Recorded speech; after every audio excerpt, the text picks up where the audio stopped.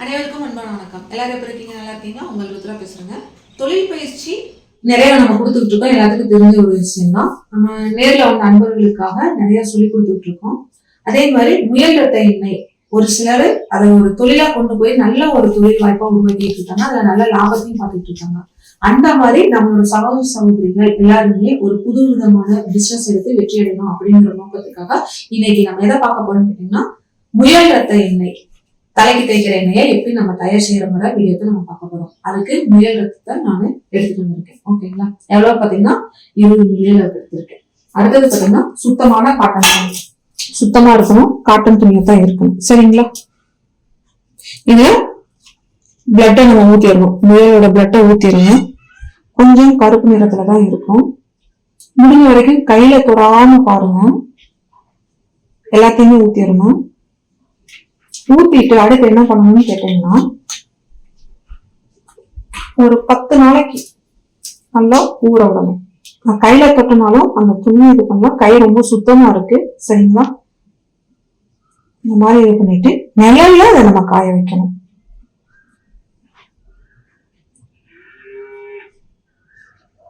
நிழல்ல காய வச்சு நம்ம எடுத்துக்கணும். ஓகேங்களா?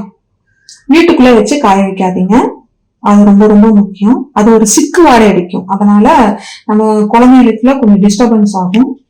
இந்த மாதிரி இது பண்ணிட்டு நல்ல காய வச்சு எடுத்துக்கோங்க. நான் ஆல்ரெடி இதே மாதிரி காய வச்சு எடுத்த கிளாத் இருக்கு. இதை நான் காய வச்சு எடுத்துக்கன்னா அடுத்து நான் ஆயில் ப்ரிப்பேர் பண்றதுக்காக இதை நான் பயன்படுத்திக்கிறேன். ஓகேங்களா?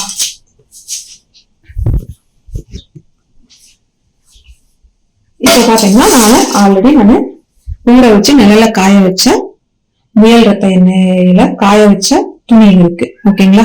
இந்த ப்ராசஸ் ஃபர்ஸ்ட் முடிச்சுக்கோங்க. அடுத்தது நம்ம என்ன ப்ராசஸ் பண்றோம் அப்படின்னு கேட்டீங்கன்னா, அடுத்த பத்த வச்சுட்டேன்.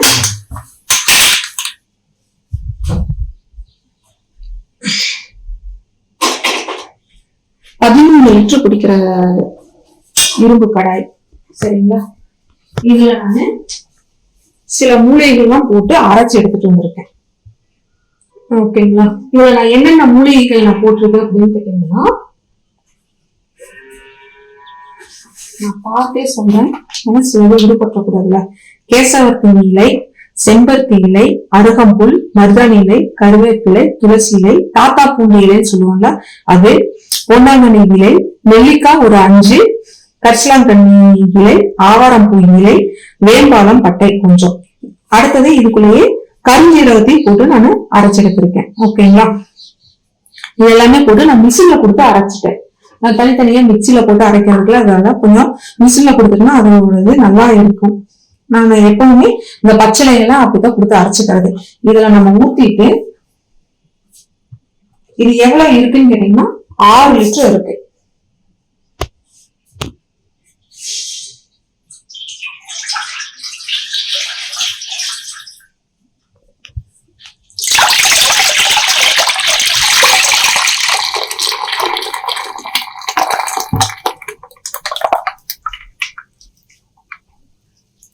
இது நல்லா காயணும்.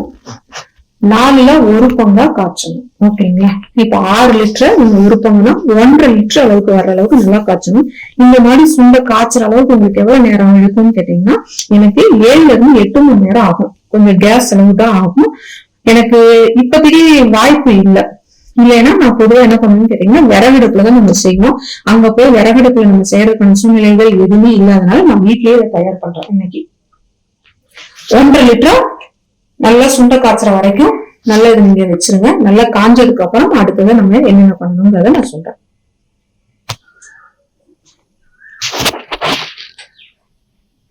இப்ப பாத்தீங்கன்னா அந்த மூலிகை தண்ணி எல்லாமே நல்லா காய்ச்சி ஒரு 1.5 லிட்டர் அளவுக்கு சுண்ட காய்ச்சியாச்சு.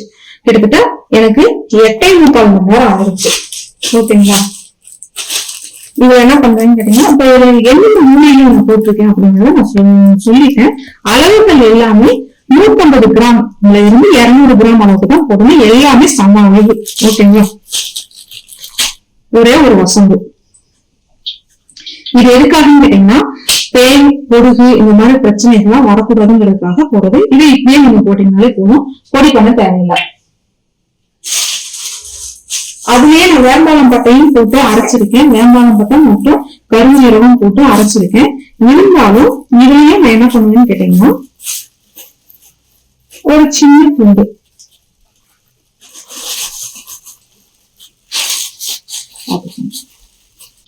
இந்த துண்டளவுக்கு வேம்பாலம் பட்டையும் உள்ள போட்டுருங்க.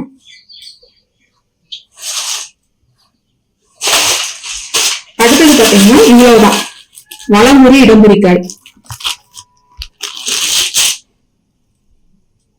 நாட்டு மருந்து கடையில கொடுக்கறது இப்படித்தான் கொடுப்பாங்க. நம்ம தான் சுத்தமா இருக்கான்னு செக் பண்ணிக்கணும். ஓகேங்களா? இந்த மாதிரி தூசி குத்தெல்லாம் இல்லாம வெறும் காய்களை மட்டும் உள்ள போட்டுக்கங்க. இவ்வளவு மட்டும் உள்ள போட்டுருங்க. அடுத்ததாக பாத்தீங்கன்னா சரியா 50 கிராம் அளவுக்கு வெட்டிவேர். இது கூந்தல் தலைக்கு நல்ல ஒரு வாசனையை கொடுக்கும். முடிக்கு நல்ல ஒரு வாசனையை கொடுக்கக்கூடியதாகவே இருக்கும். சரிங்களா? இது எண்ணெயில போட்டதுக்கு அப்புறம் வடிகட்டினதுக்கு அப்புறம் தூக்கி வீசிடாதுமே. இது என்ன பண்ணலாம்னா மருத்துவத்துக்கு நீங்க அரைச்சு மூட்டு வலி முழங்கால் வலிக்கு அப்படியே இதை பத்தாவே போட்டுக்கணும். ரொம்ப நல்லா இருக்கும். அடுத்தது பாத்தீங்கன்னா 50 கிராம் அளவுக்கு வெந்தயம் நம்ம உள்ள போடணும். வெந்தயம் எதுக்கு நம்ம போடுறோம் அப்படின்னு கேட்டீங்கன்னா உடல் குளிர்ச்சிக்கு தலையில இருக்கக்கூடிய உஷ்ணத்தை குறைக்கிறதுக்கு இது ரொம்ப அற்புதமா வேலை செய்யும். நல்ல ஒரு இதா இருக்கும்.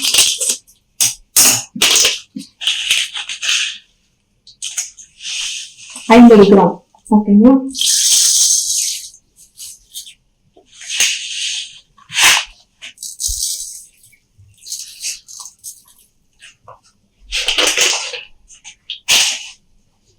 இது நல்லா காயணுங்கிறது இல்லைல்ல. இதெல்லாம் போட்டதுக்கு அப்புறம் நாங்க என்ன பண்றோம்னு கேட்டீங்கன்னா 4 லிட்டர் தேங்காய் எண்ணெய் ஊத்துறேன். அதாவது 1.5 லிட்டர் மூலிகை தண்ணி. அடுத்தது நல்லா சுண்ட காய்ச்சதுக்கு அப்புறம் 1 லிட்டர் இருக்கு. அதுக்கப்புறம் 4 லிட்டர் தேங்காய் எண்ணெய் ஊத்துறேங்க.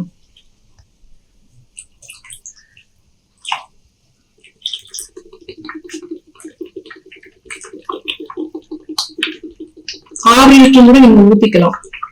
6 லிட்டர் வரைக்கும் ஊத்துறீங்கன்னா உங்களுக்கு எந்த ஒரு இதுவுமே மாறாது. அதே பக்குவம் அதே பெனிஃபிட் அப்படியே கிடைக்கும். ஓகேங்களா? 4 லிட்டர் தேங்காய் எண்ணெய் ஊத்திடலாம். ஓகேங்களா? தேங்காய் எண்ணெய் பொதுவா நம்ம காய்ச்சல என்னன்னு கேட்டீங்கன்னா அதிகமான சூழல நம்ம காய்ச்சக்கூடாது. அப்ப இந்த மூலிகை தண்ணியில ஊத்தையில நல்லா கொதிக்கும். கொதிக்கிறது எதுன்னு கேட்டீங்கன்னா எண்ணெய் கொதிக்காது. மூலிகை தண்ணி தான் கொதிச்சு எண்ணெயில கலந்துட்டு மீறி தண்ணி பதம் அந்த ஈரப்பதம் எல்லாம் காற்றுல வெளியேறிடும். ஓகேங்களா? இதை நல்லா காயணும். இது எந்த அளவுக்கு காய்ச்சணும்னு கேட்டீங்கன்னா 3 இருந்து 4 மணி நேரம் நல்லா காய்ச்சணும். நல்ல வாசனை வர்றது நமக்கே தெரியும். அதுக்கப்புறம் என்னன்னு கேட்டீங்கன்னா நல்லா காய்ச்சிட்டு நல்லா காய்ச்சினதுக்கு அப்புறம் அந்த நம்ம தயாரா இருக்கக்கூடிய இந்த இது என்ன பண்ணுவீங்கன்னு கேட்டீங்கன்னா நல்லா காஞ்சதுக்கு அப்புறம் முயல் ரத்தத்துல நம்ம ஊற வச்சு எடுத்து காய வச்சு வச்சிருக்கோம் பாத்தீங்களா, அந்த துணி இதுல நம்ம போடணும்.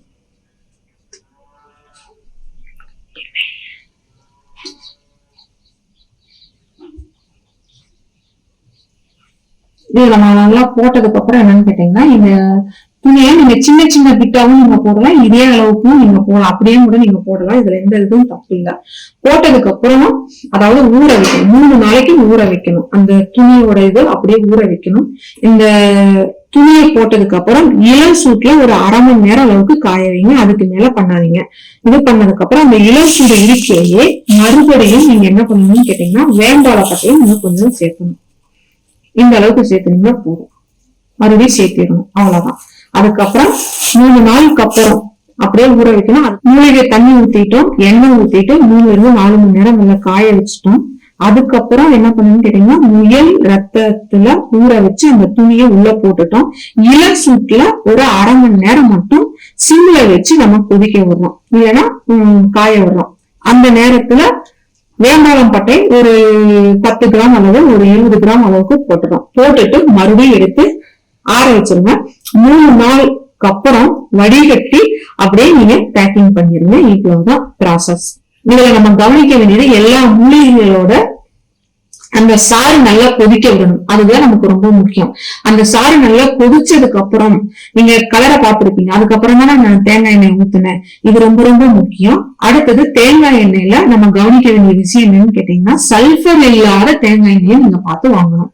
முடிஞ்சா நீங்களே தேங்காய மொத்த விலைக்கு வாங்கி கூட கொஞ்சம் காய வச்சு நீங்க செக்ல கொடுத்து ஆட்டிக்கங்க. நார்மல் செக்லயே ஆட்டுங்க. நீங்க மரச்செக்ல தான் ஆட்டுங்கிற அந்த அவசியமும் கட்டாயமே இது இல்ல. நார்மல் செக்லயும் கூட ஆட்டிட்டு அந்த ப்ராசஸ் நீங்க ரெடி பண்ணிட்டு இந்த மாதிரி பண்ணீங்கன்னா நம்ம எண்ணெயோட தரம்ங்கிறது எப்பவுமே உயர்ந்த ஒரு நிலையில இருக்கும். வாங்கின கஸ்டமர்கள் திரும்ப நமக்கு தொடர்ந்து வாங்கிட்டு இருப்பாங்க. நமக்கு நிரந்தர வாடிக்கையாளர்களாக இருப்பாங்க. எப்பவுமே நான் தொழில சொல்லக்கூடிய ஒரு விஷயம், தரத்துல எப்பவுமே கவனமா இருங்க அப்படின்ட்டு. இவ்வளவுதான் ப்ராசஸ். பாக்குறதுக்கு சின்னதா இருந்தாலும் இதை செய்யறதுக்கு முழுமையாக நமக்கு 1 இருந்து 2 நாட்கள் வரைக்கும் நமக்கு தேவைப்படும். இந்த 2 நாட்களும் நம்ம இதுலயே கவனம் செலுத்திக்கிட்டே இருந்தோம்னா நல்ல ஒரு இதா இருக்கும். இது நான் சொல்லியிருக்கிற அளவுகள்ல நீங்க அடுத்தடுத்து எந்த அளவுக்கு வேணுமோ அந்த அளவுக்கு இது பண்ணிக்கலாம். 4 லிட்டர் எண்ணெய்க்கு நான் சொன்ன அளவுகள் மூலிகைகள் தான். அடுத்து நீங்க 10 லிட்டர் ஊத்துறாங்களோ மூலிகைகளை எந்த அளவுக்கு சேர்க்கணுங்கிறத நீங்களே ஒரு கணக்கு போட்டு சேர்த்துக்கீங்க. 4 லிட்டர்ல இருந்து 6 லிட்டர் வரைக்கும் ஊத்தலாம். நான் 4 லிட்டர் தான் ஊத்தி இருக்கேன். நீங்க 5 லிட்டரும் ஊத்திக்கலாம், 6 லிட்டரும் ஊத்திக்கலாம். 6 லிட்டர் வரைக்கும் உங்களுக்கு அந்த மருத்துவ குணங்கிறது அதே மாதிரி தான் இருக்கும். 7-8 லிட்டர் நீங்க கொண்டு போகையில தான் அதோட பயன்கிறது கொஞ்சம் குறையும். அதனால 6 லிட்டருக்கு மேல கொண்டு போகாதீங்க. ஓகேங்களா? நம்ம அடுத்து பேக்கிங் பார்க்கலாம். ஆற வச்சுட்டு ஒரு 3 நாளுக்கு அப்புறம் எடுத்து பேக்கிங் பண்றதை நம்ம பார்க்கலாம். இப்ப பாத்தீங்கன்னா எண்ணெய் நல்லா காஞ்சிருச்சு. காஞ்சதுக்கு அப்புறம் 3 நாள் நல்லா அந்த முயல் ரத்தத்துல நம்ம ஊற வச்சு எடுத்து அந்த துணியை நல்லா போட்டுட்டு 3 நாள் வரைக்கும் அப்படியே விட்டுட்டோம். அதுக்கப்புறம் அதை எடுத்து நம்ம வடிகட்டிட்டு நம்ம பேக்கிங் பண்ணிடலாம். இந்த மாதிரி காட்டன் துணியில போட்டுதான் நாங்க வடிகட்டுவோம். கலர் பாத்தீங்கன்னாலே உங்களுக்கு தெரியும்.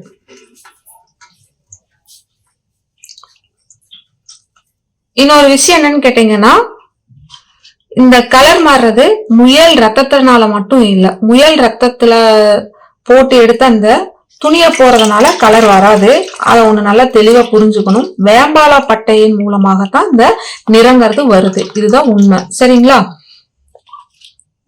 ஏன்னா நம்ம ஒரு பிசினஸ் செய்ய போறோம்னா அது சம்பந்தமான எல்லா விஷயமும் நம்ம தெரிஞ்சுக்கணும். வேம்பாலம் பட்டையும் முடி வளர்ச்சிக்கும் மிகவும் நல்ல ஒரு மருத்துவ குணம் வாய்ந்த பொருள். அதே மாதிரி முடி உதிர்வையும் தடுக்கக்கூடியது. இப்ப பாத்தீங்கன்னா இந்த காட்டன் கிளாத்ல எல்லாம் வடிகட்டியாச்சு. இப்ப கொஞ்சம் இது பண்ணிருக்கு. நான் முடிஞ்ச வரைக்கும் கை வச்சு அழுத்தவே மாட்டேன். சரிங்களா?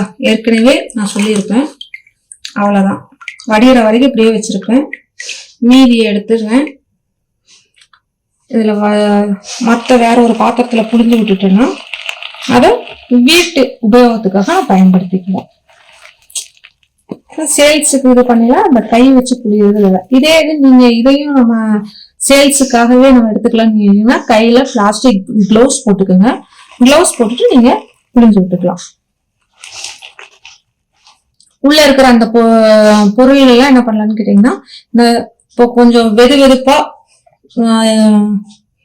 சூடு பண்ணி எதை சூடு பண்ணலான்னு கேட்டீங்கன்னா, தவிடு, கல்லுப்பு இதெல்லாம் கொஞ்சம் சூடு பண்ணி அதுல இப்படி வச்சு எடுத்து எங்க வலி இருக்கோ, இப்போ உதாரணத்துக்கு இங்க வலி இருக்குன்னா இங்க ஒத்தடம் கொடுத்துக்கலாம். நல்லா பலன் கொடுக்கக்கூடியதாவே இருக்கும். அவ்வளவுதாங்க. இப்ப இந்த இதுல இருக்கிறத, இந்த பாத்திரத்துல இருக்கிறத எடுத்து நம்ம பேக் பண்ணா வேலை முடிஞ்சது. அவ்வளவுதாங்க.